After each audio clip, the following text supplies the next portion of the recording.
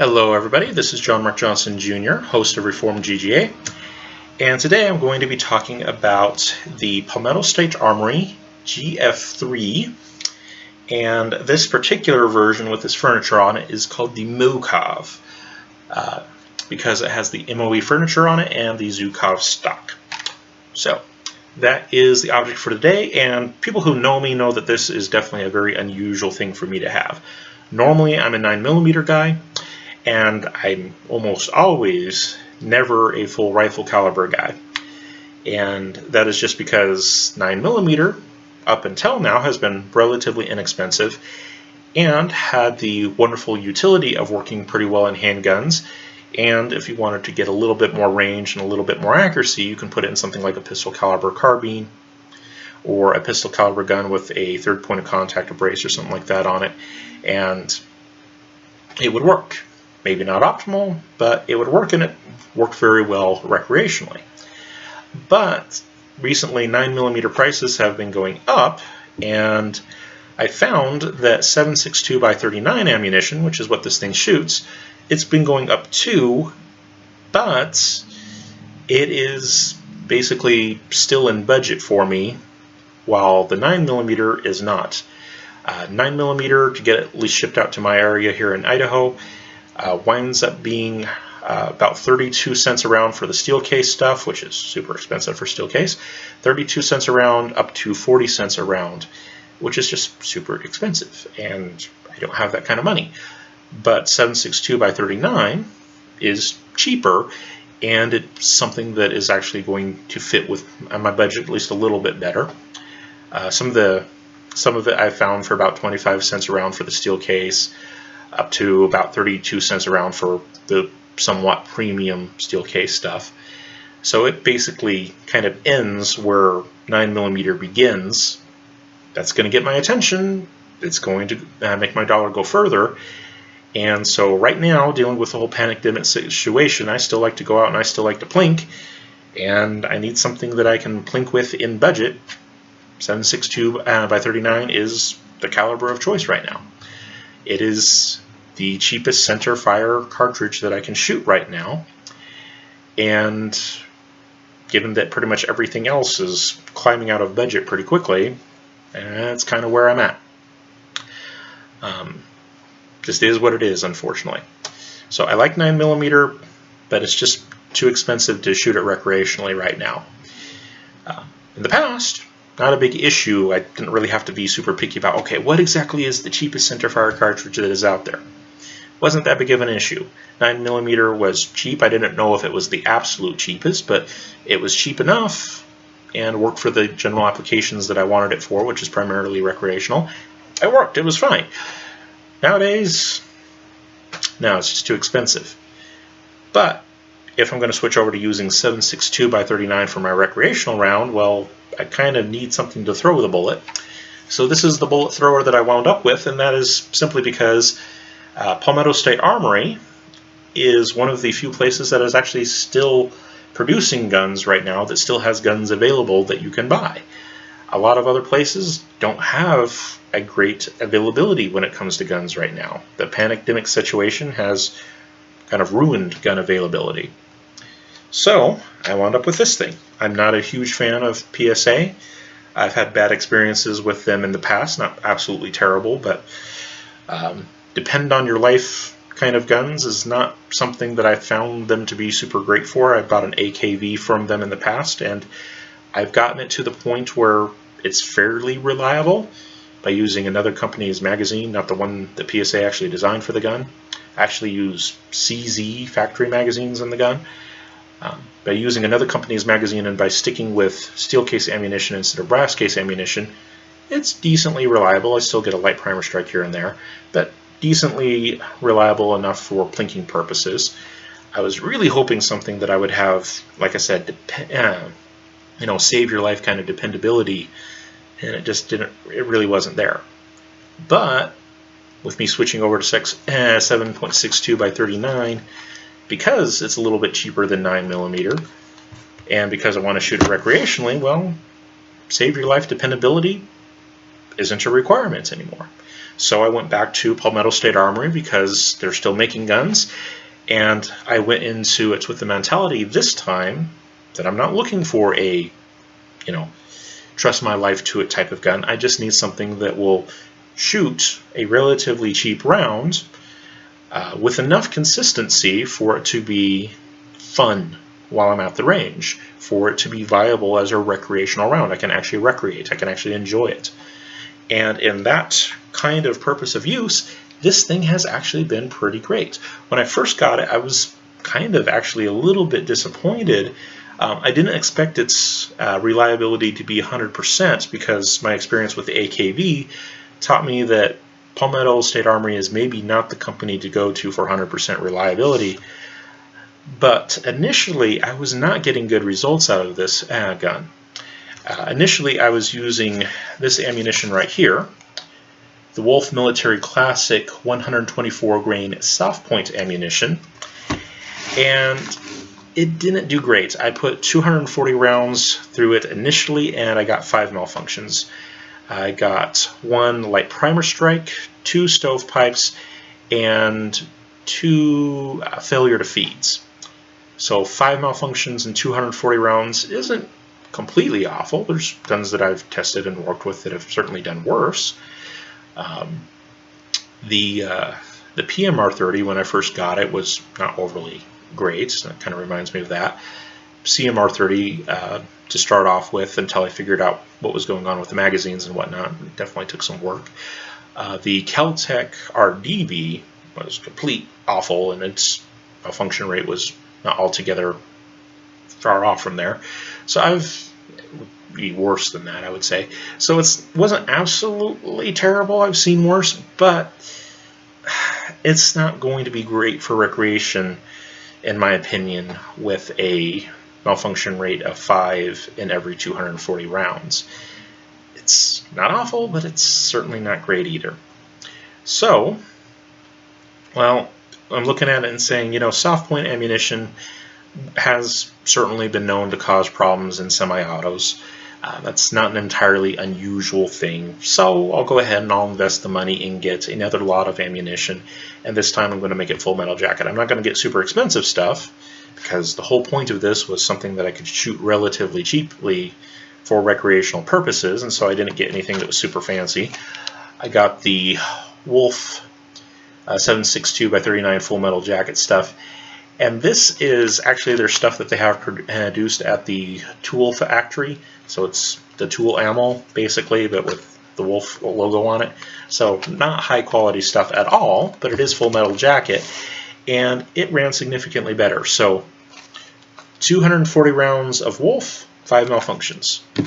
Today I put 300 rounds, well, myself and a couple other people, put 300 rounds of full metal jacket generic Wolf through it, and we only had 1 malfunction. It was a stovepipe.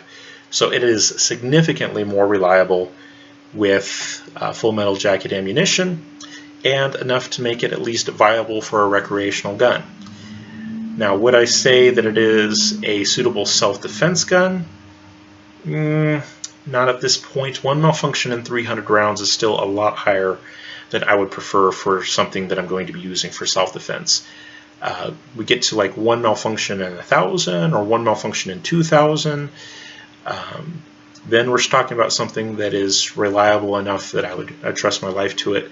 But 1 in 300 is not great. Now, it is worth pointing out that 1 malfunction that we had, I think, was either on the 2nd or 3rd magazine of the day, and we wound up putting 300 through it total.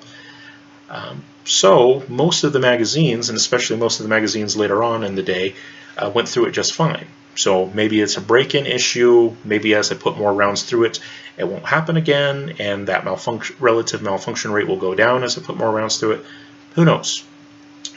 But for right now, I'm definitely not confident enough to use it in a defensive role as a bedside gun or something like that. And me, I travel all the time, and frankly, something that is this big and huge is not going to travel very well at all. There are ways to do it, I'm just not willing to go through that effort. It would definitely take an effort. But for recreational use, I actually really like the thing, and the people that I was shooting with today liked it as well. There are some disadvantages. One of them is that if you shoot 300 rounds through the gun, it's going to get hot, and there's a lot of exposed metal surfaces on the gun, and it's pretty easy to burn yourself, quite frankly. Myself and one of the other people that I was shooting with managed to burn our thumbs on the gas tube. Stupid mistake, and we both knew better. We both knew what was going on, but just mindlessly, put your thumb there, and that's going to happen.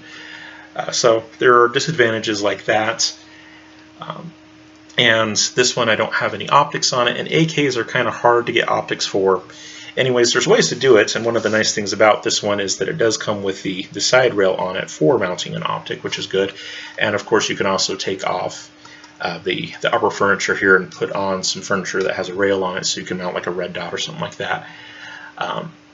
Just a word of warning to you guys: if you look into the issue of putting red dots on the gas tube, you can wind up frying the red dot just because the gas tube gets so hot. So be careful about that. If you're going to do that, either get a really high quality red dot like an aim point or something like that won't fry, or be very, very, very conservative in the number of rounds you put through the gun in a given session. Because after about 3 magazines or so, it's a pretty hot gun.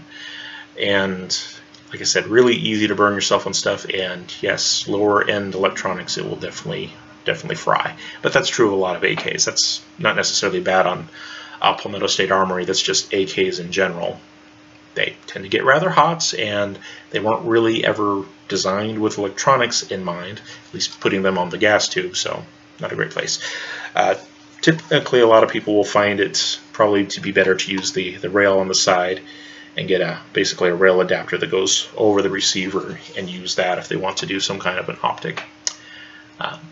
But we were out there just using it in its standard configuration with the open sights that it has on it, which most American users are not going to like.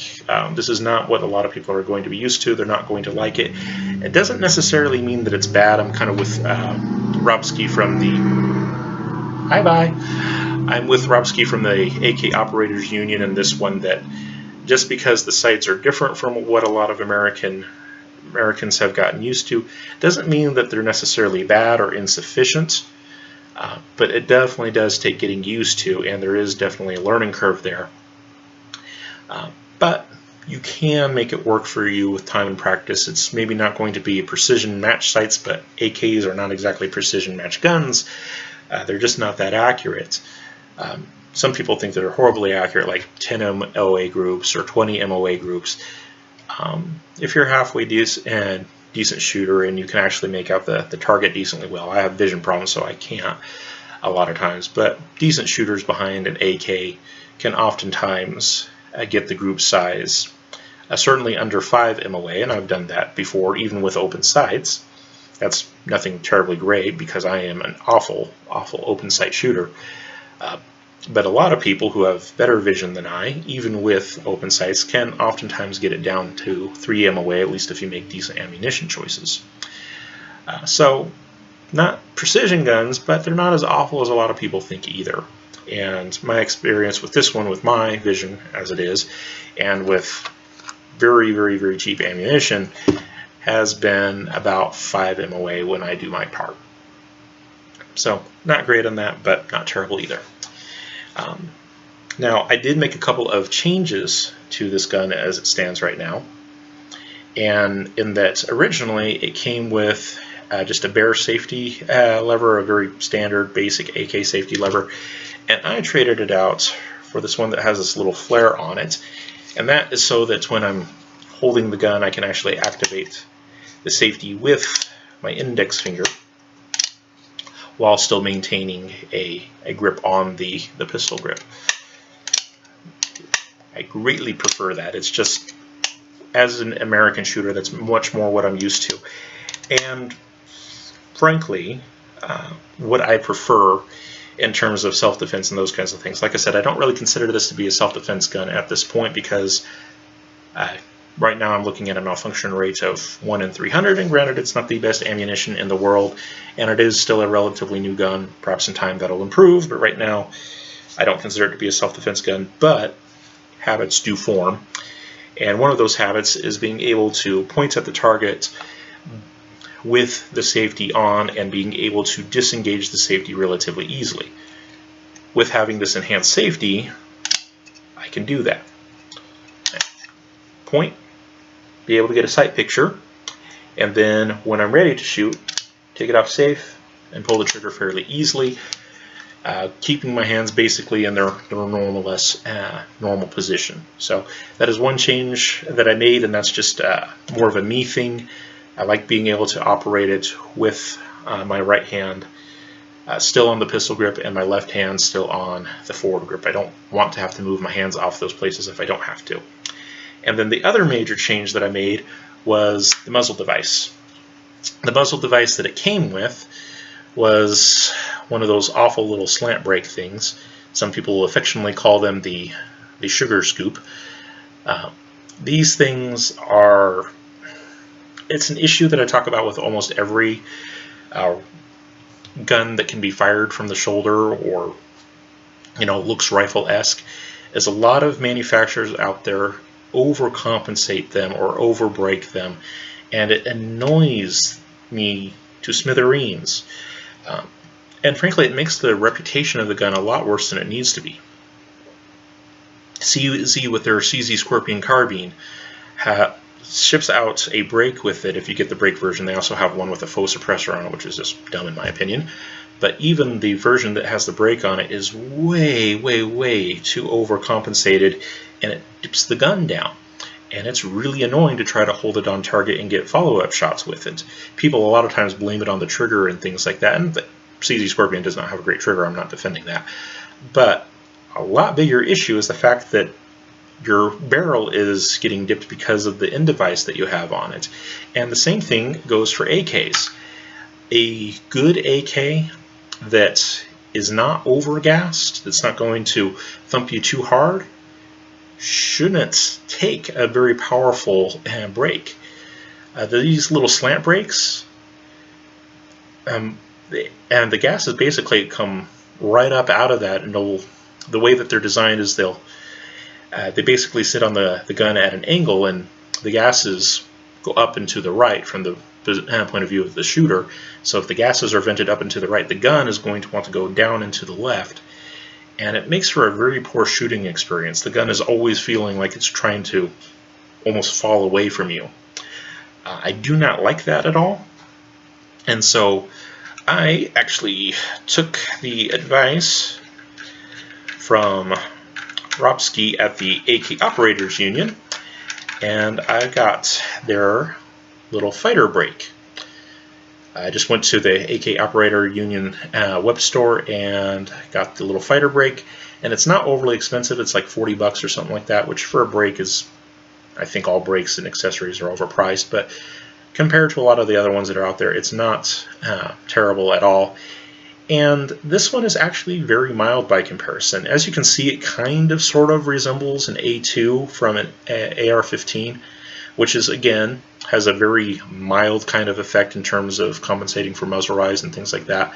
This one's pretty mild as well. It does basically just enough to get the job done, has the side port slots to kind of do the work of compensating and not letting it thump you too hard, those kinds of things.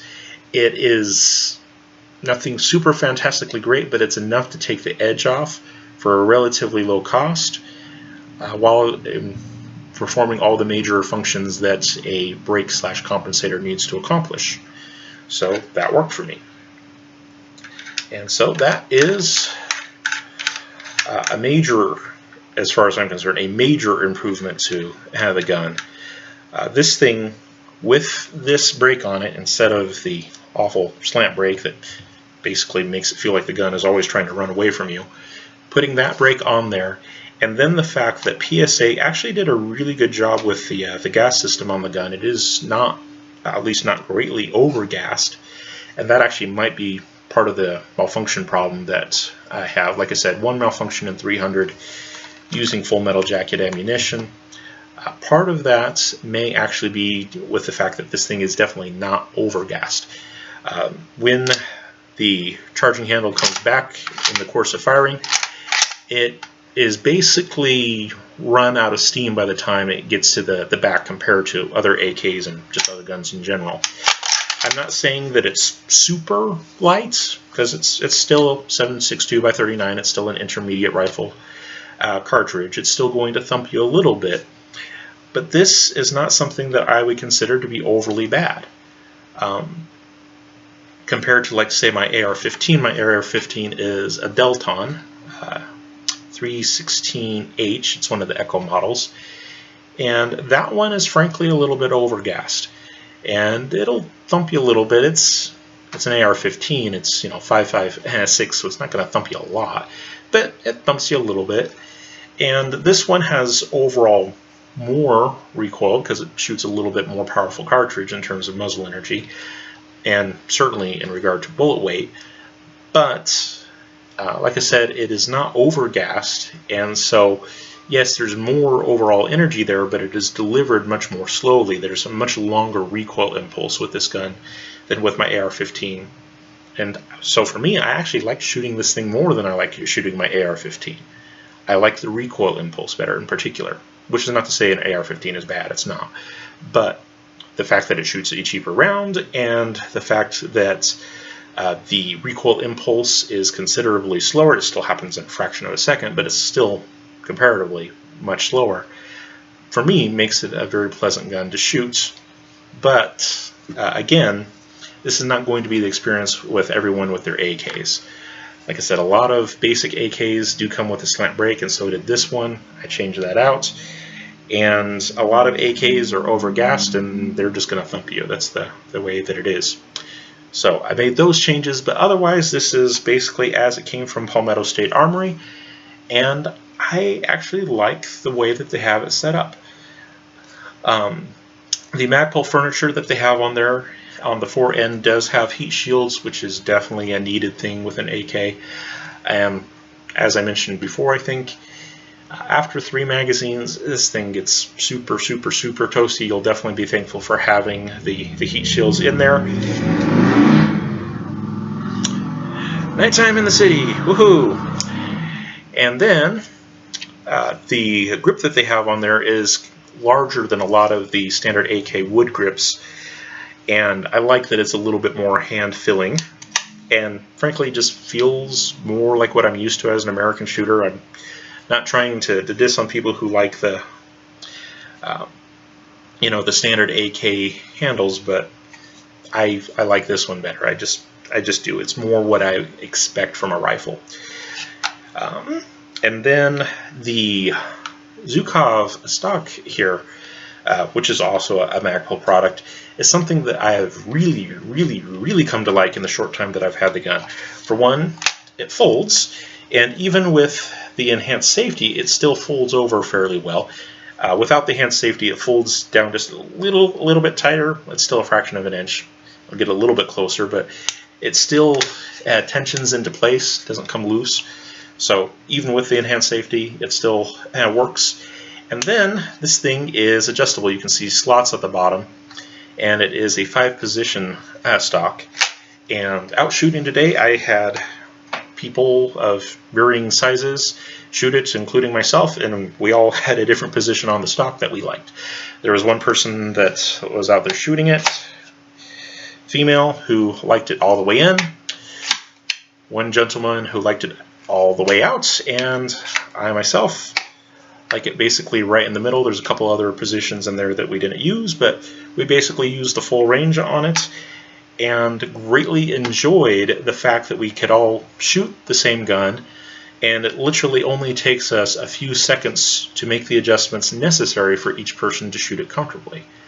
I love adjustable stocks on any kind of gun. An adjustable stock is a very, very, very practical thing to have, especially if multiple shooters are involved. So in the case that maybe your version, you test it out and you don't have any malfunctions at all, and you decide you want to use it as a bedside gun, well, it's nice if you can use it for all the members of your household. And I would suggest, if you're going to use it for all the members of your household, leave it in its shortest configuration so that the smallest person can use it quickly and efficiently. And if you're one of the bigger people, just kind of deal with it being on the short side. It's generally easier, and I'm with Mike from the Mr. Guns and Gear channel on this one. He's mentioned this before, so I'm just repeating what he said. But generally, it is easier for a tall person to use a gun set up for a short person than vice versa. But when you're out recreating and you want to get the most use out of a gun and be able to have different people use it and get use out of it, something that is adjustable in the field is really, really nice. And this thing allows for that. The positions are not overly easy, and of course, as you use it, it'll loosen up a little bit. But still, in the field, changeable. Usually doesn't take more than a few seconds, and you're good to go. In terms of how it is wearing, let me go ahead and open this thing up here. There we go. Alright, dust cover, nothing really unusual about that. A little bit of ribbing and whatnot to reinforce it. Nothing unusual there. Pull out the recoil spring assembly. Nothing unusual there for an AK. No unusual wear patterns. Not really concerned about that. And we look inside the action. You can definitely see a little bit of wear on the hammer. And you notice that the hammer that they put in these things is a little bit rounded to start off with. That's a good thing. That's basically just anticipating the wear pattern that these hammers will go through anyway, so that's not a bad thing at all. And let's see if we can get the bolts and bolt carrier taken out. There we go. There is a little bit of wear on this that is slightly concerning, not overly, but slightly. So here is the bolts, and one of the things that does concern me a little bit is the retaining pin for the firing pin. See it right there, just that little shiny spot next to my fingertip.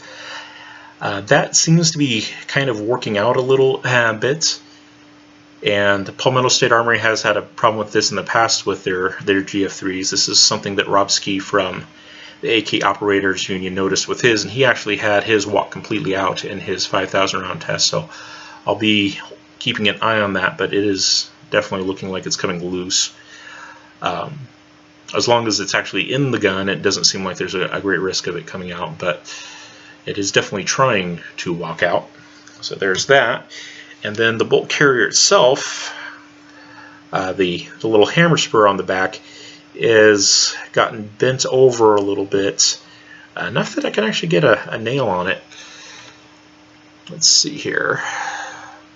You can see just a little bit of a lip there forming on it, and this is the part of the bolt carrier that interacts with the hammer. It actually pushes the hammer down in, and so it keeps getting hit and hit and hit and hit and hit, and it is deforming a little bit there. So far it hasn't interfered with operation or anything like that, but it is definitely a noticeable deformation, and like I said, it's protruding enough now that I can definitely get a nail on it. So not great. Piston fairly standard and all that. Now normally on an AK type gun I would take off the gas tube, but the gas tube on this gun is exceptionally tight, and I have a hard time getting it on and off, honestly, and I don't know if I would really actually have enough time on camera to do it. It is very, very, very tight, so good lockup in that regard. It's just a pain to have to clean the thing because it fits so tight.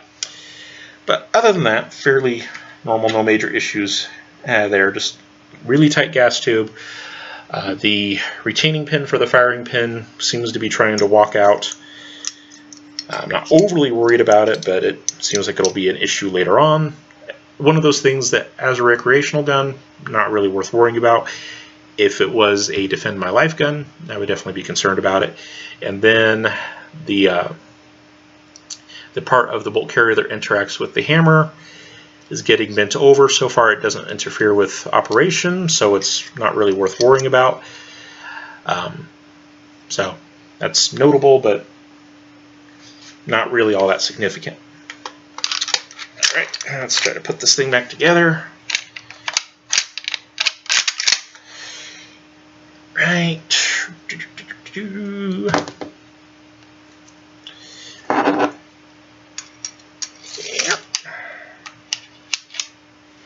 Definitely different from putting together an AR, by the way. ARs usually fit together much more precisely, and so they don't take as much finagling to put them together, usually. And, oops. The desk cover gives me problems on these ones. Not because the AK design is all that terrible, but because PSA uses fairly tight tolerances. There, get a little bit of leverage on it. There we go. There. Now, one thing that annoys me with this, and it's not unique to PSA, but AKs do not have last round hold open, but this gun is such that if I take the bolt back, I can actually let it rest there and it will stay open. That's not a last round hold open. That's just the tolerances of the gun are tight enough there that it'll actually kind of sort of hold on to the bolt. The problem though is that if it gets bumped, it'll come slamming home and there's nothing to keep it from doing that. So my problem is that people who go out shooting this thing, who are used to guns that have last round bolt hold open, if they go to clear a malfunction and they pull the action back to clear the malfunction, it will stay back. And then they'll start putting their fingers in there. And the gun gets bumped. And their finger is not feeling so good anymore. That is something to be aware of. Now, in operation, it's not going to become an issue, just because in operation, it gets sent all the way back and there's quite a bit of velocity involved, and it's not going to get hung up there. Never had an issue with it hanging up in the actual course of firing, at least not that I could directly see.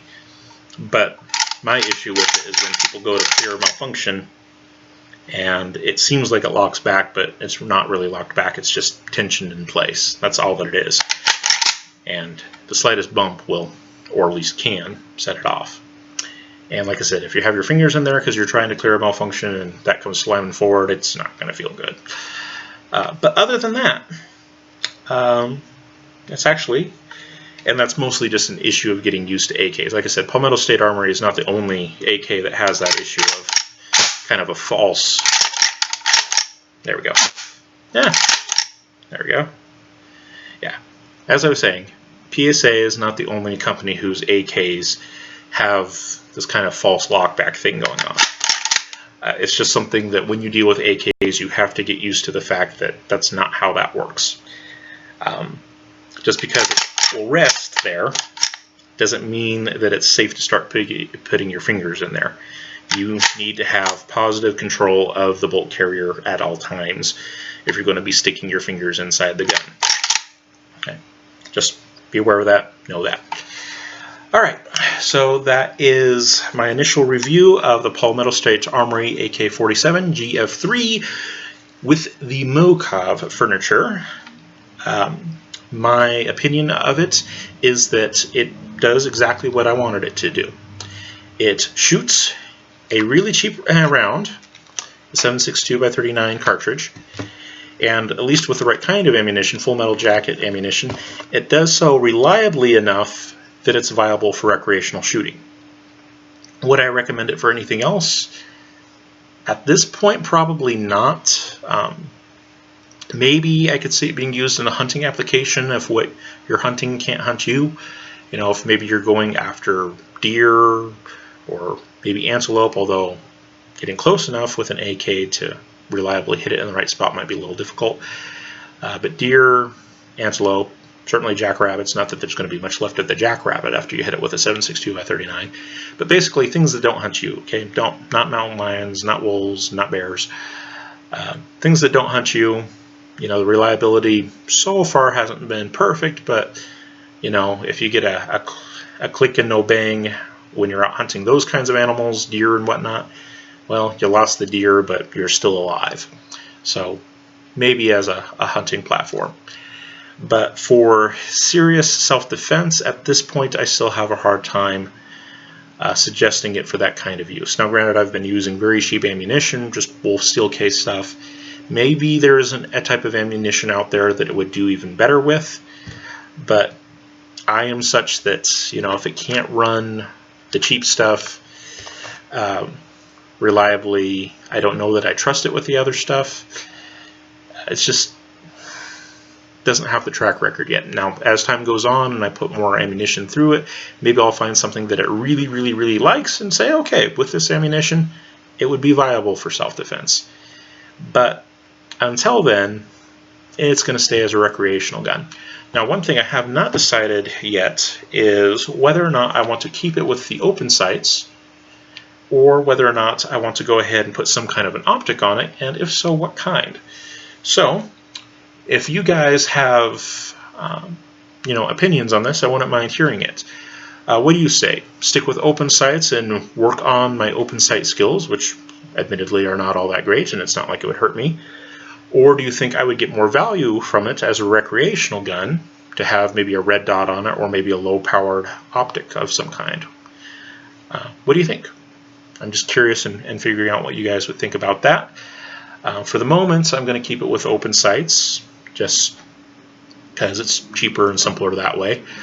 But, you know, I'm definitely not opposed to other things, and I think that a lot of people who'd go shooting with me would probably like it a lot more if they felt that they could get better shots off. Yes, they need to work on their skills too, all of us do, but in the moment, especially when dealing with someone who's maybe new to shooting in general or new to shooting AKs, it would be nice if their first experience was relatively pleasant and they could actually hit what they were aiming at. And open sights, for a lot of people, that's difficult. So open sights, yes, build your skills, but if you're trying to introduce people to a particular gun type or to guns in general, maybe not the best way to do it. I don't know. Anyways, talk about it down in the comments. Thank you all for your time and attention. And that is basically my opinion on the Palmetto State Armory GF3. It's decent enough for recreation, maybe for hunting. At this particular point, with the ammo that I've tested, I would not suggest it for serious self-defense use. That's the gun in a nutshell. It's good, not particularly great, not awful either, and at a cost of only $700, yeah, you could definitely do worse out there, especially for a recreational gun. It's worth looking at. Thank you for your time and attention. Bye-bye.